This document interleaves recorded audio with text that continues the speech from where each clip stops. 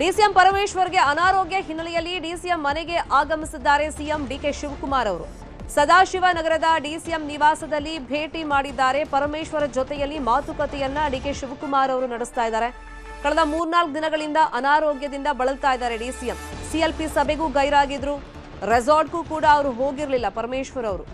ಇನ್ನು ಪರಿಷತ್ ಚುನಾವಣೆಯಲ್ಲಿ ಒಂದೊಂದು ಮತ ಕೂಡ ಮುಖ್ಯವಾಗುತ್ತೆ. ಹಾಗಾಗಿ ಸದಾಶಿವನಗರದ ಡಿಸಿಎಂ ನಿವಾಸದಲ್ಲಿ ಖುದ್ದಾಗಿ ಡಿಕೆ ಶಿವಕುಮಾರ್ ಅವರೇ ಹೋಗಿ ಅವರ ಆರೋಗ್ಯ ಪರಿಸ್ಥಿತಿಯನ್ನ ವಿಚಾರಿಸ್ತಾ ಇದ್ದಾರೆ.